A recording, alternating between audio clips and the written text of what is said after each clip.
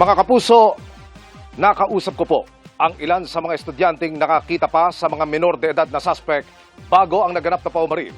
Ang Department of Education mahigpit ding tinitingnan ng anggulong planado ang pag-atake ng dalawang estudyante na bahagi umano ng isang misyon. Narito ang aking pagtutok. Tensyonado pa ang mga tagpo nang i-record ng isang concerned citizen ng video na ito ilang saglit pa lamang ang lumilipas. Makaraang sumiklab ang putukan sa loob ng San Jose National High School sa Tacloban City kahapon ng umaga. Ang mga tinamaang estudyante na makikita sa video na pawang mga babae, kinarga ng kani-kanilang mga magulang palabas ng paaralan para isugod sa ospital. Ang pamamaril dito raw naganap sa likurang bahagi ng eskwelahan. Inabutan pa ng kumukuha ng video ang nag-iiyakang mga guro at estudyante na nagmamadaling makalabas ng eskwelahan. Sa school grounds at sa pasilyo ng mga silid-aralan, nagkalat ang mga basyo ng bala. Kwento sa akin ng ilan sa mga nakaligtas na estudyante. Nakita pa nila ang dalawang menor de edad na suspect bago ang pamamaril. Chill-chill lang ba siya? Kala po namin yung mga paputok lang, pero po pag tatlo na po, tumakbo na po kami. Nagpalit sila ng damit sa CR. Narinig ko po yung putok-putok. Nandun po kami nagsusulat, tapos narinig namin, pog, pog, pog, sunod-sunod.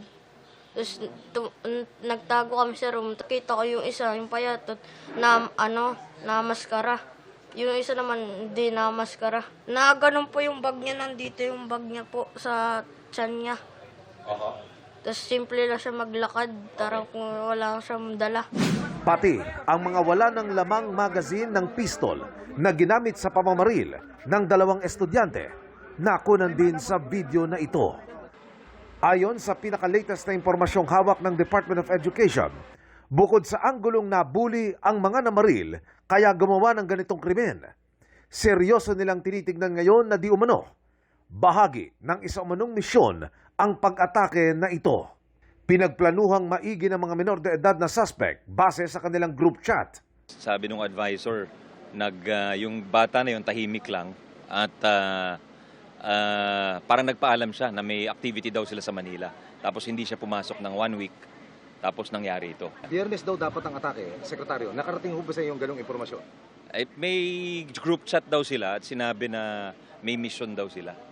So parang mukhang napagplanuhan talaga. Dalawa lang ba talaga ang akusado, Sekretaryo, o may hinahanap pa tayong iba? At dalawa lang po. Kinumpirma na rin sa GMA News kaninang umaga ng PNP Anti-Cybercrime Group na pumasok na sila sa pagsisiyasat sa pamamaril na ito. Nagpadala tayo ng ating mga teams dyan sa Tacloban, aside sa technical assistance para sa mga CCTV at of course, to also study kung may surrender o mabigay yung mga cellphones ng ating mga kabataan para for our technical exploitations so that kung ano ang mga laman, baka ito ay may other factors sa pangyayari.